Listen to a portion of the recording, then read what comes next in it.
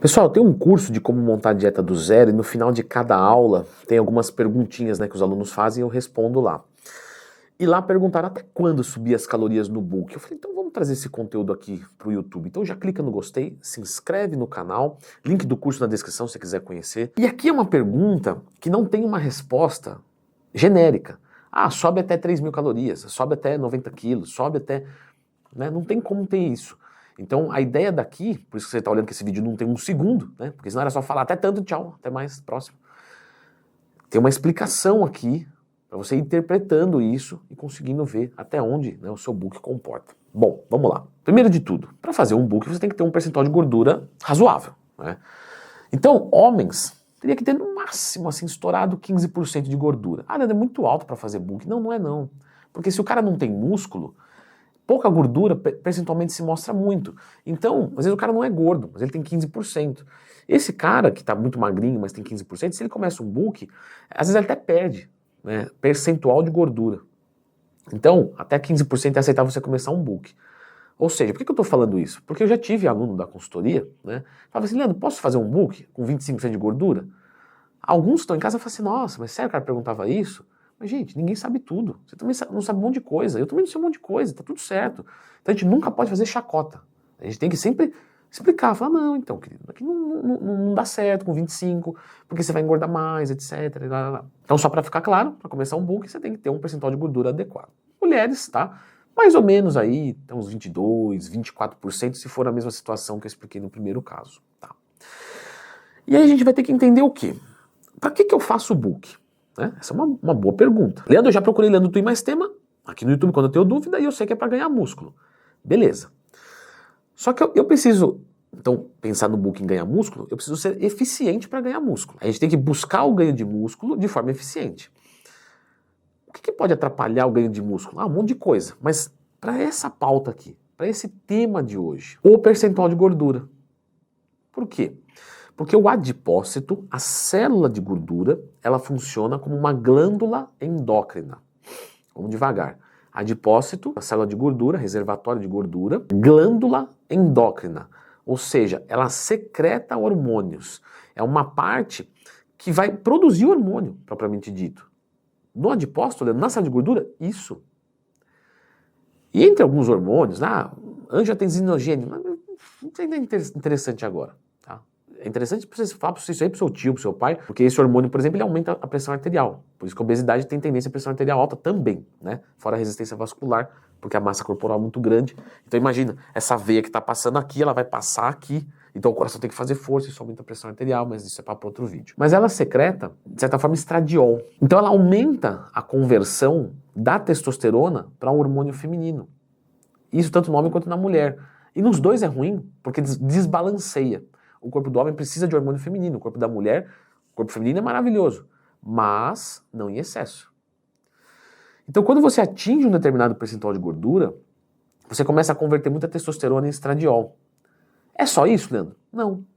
Você também piora a sensibilidade à insulina. Então, por exemplo, você tem 4 cenários. Você tem insulina alta, insulina baixa, e glicemia alta, e glicemia baixa, e todo o conjunto entre elas. Vamos repassar rapidinho? Bora. Insulina alta e glicemia alta. Péssimo. Por quê? Porque você está liberando muita insulina e não está baixando a glicemia. Insulina baixa, mas glicemia alta. Péssimo. Porque você não produz insulina e a glicemia está alta, então precisa produzir. Diabético. Tá. Insulina alta e glicemia baixa. Ruim, não péssimo. Ruim. Por quê? Porque a glicemia está controlada. Beleza. Só que você gastou um caminhão de insulina para fazer o processo. Agora, insulina baixa e glicemia baixa. Top.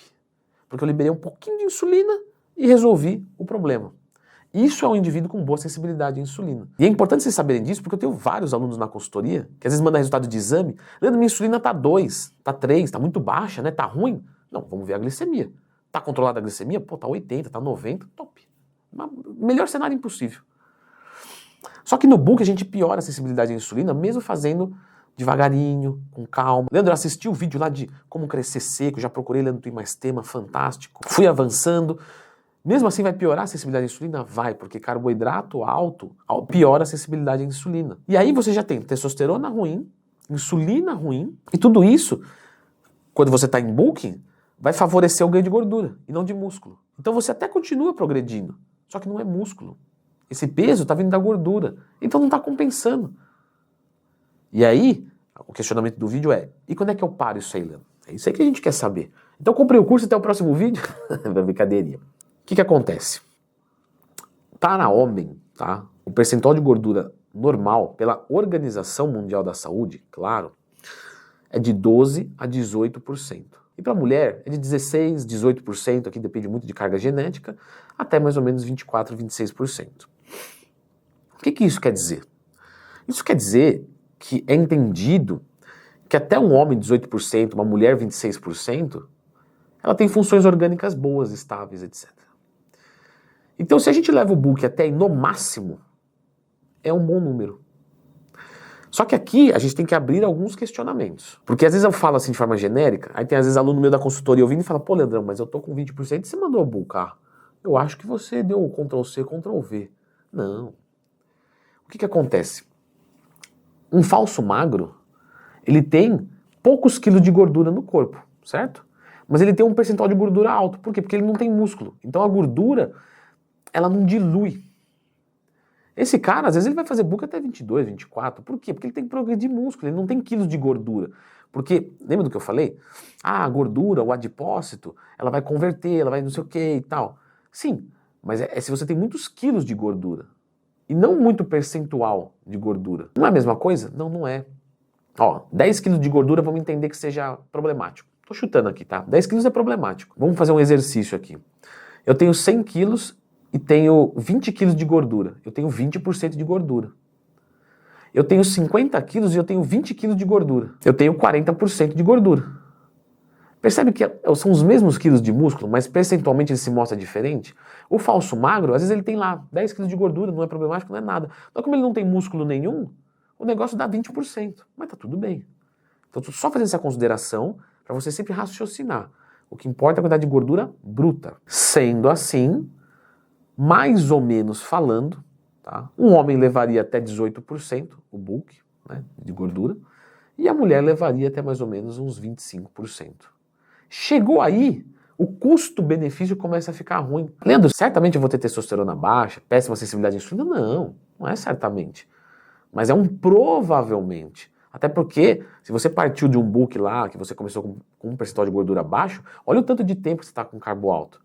Então você tem uma tendência a piorar a sensibilidade à insulina também. Então você tem que fazer essa leitura e aí parar. E aí compensa fazer o quê? Organiza a casa.